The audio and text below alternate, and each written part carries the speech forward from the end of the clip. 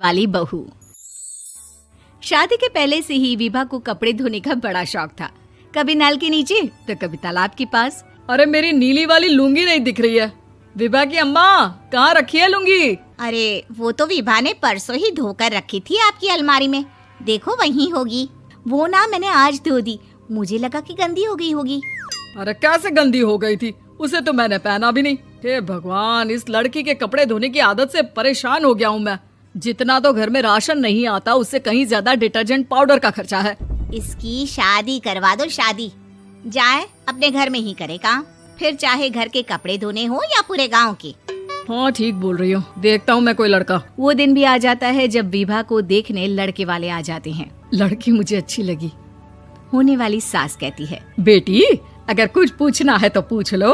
वैसे तो हमारी लड़की बहुत ही शर्मिली है, जो बोल दो वो मान लेती है, इसे क्या पूछना होगा। अरे कैसी बात कर रही हो माँ, मुझे इन लोगों के घर रहना है, सवाल तो कई है। हाँ हाँ बेटा, पूछ लो ना, क्या पूछना है। आप लोगों के घर कपड़े कौन धोता है? सास का मुंह बन जाता है। देखो, अगर तुम ये कहना चाहती हो कि तुम्हें कपड़े धोने नहीं आते तो सुन लो, कपड़े मैं ही धोती हूँ, लेकिन तुम्हारे आ जाने के बाद मैं रुमाल तक नहीं धोऊंगी। अरे चुप रहना भाग्यवान, बहू बेचारी घर आई नहीं, उसे डराना शुरू कर दिया। वो क्या है ना बिटिया, अभी तक तो ये कल्लू की माँ ही धोती थी, लेकिन अब तुम्हारे पापा तो दहेज में वॉशिंग मशीन देंगे ही।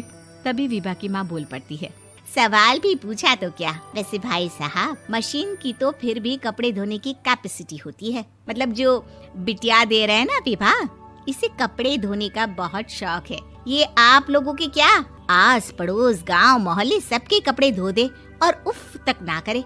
बाहर देखा नहीं आपने कितने कपड़े सूख रहे हैं, सब हमारी बिटिया ने ही तो धोए हैं। बस भी करो ना माँ, शर्म आ रही इतनी तारीफ सुनकर। और तो और एक दाग निकाल कर दिखाओ तो मान जाऊं। हाँ अच्छा अच्छा, माफ करना बेटा, मैंने गलत समझा। हमें तो रिश्ता बहुत पसंद है। और ऐसे जुड़ जाता है रिश्ता कपड़े धोने का शौक रखने वाली विभा का। उसकी शादी हो जाती है कोयला फैक्ट्री में काम करने वाले कल्लू के साथ। शादी के बाद अचानक विभा चिल्लाती हुई सास के पास आती है। सासू माँ, अरे सासू माँ कहाँ है आप? ये तो धोखा है, धोखा दिया आप लोगों ने मुझे। इसे ससुर के चक्कर के बारे में पता चल गया। अरे तो उसमें तुझे क्यों धोखा मिला है? अरे नल में पानी नहीं आता, कपड़े कैसे कब धुलेंगे? अच्छा अच्छा, तू पानी नहीं आ रहा उसकी बात कर रही है। तो आपने क्या सोचा? कुछ नहीं।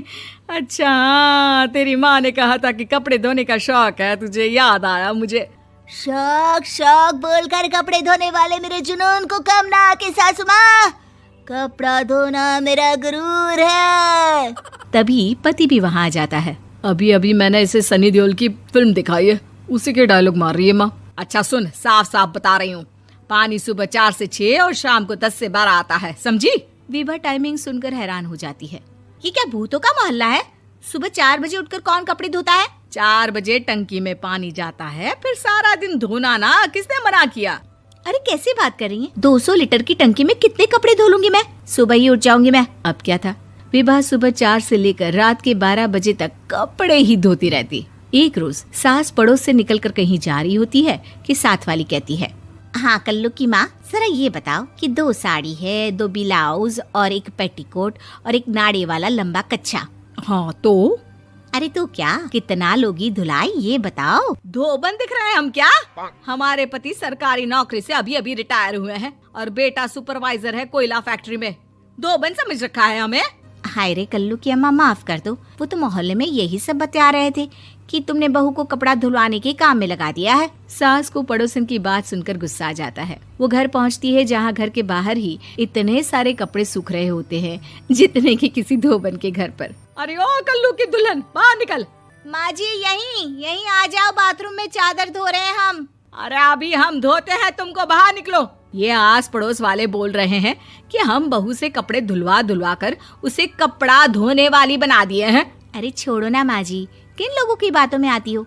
आस पास के लोगों का तो काम ही होता है कि वो किसी तरह सास बहू को लड़ा दे। बहू सारे घर के कपड़े धोती है, ये क्या कम है? बोलिए। सास को भी लग जाता है कि वो बहू का ये सनकीपन नहीं छुड़वा सकती, इससे अच्छा है कि खुद ही चुप हो जाए।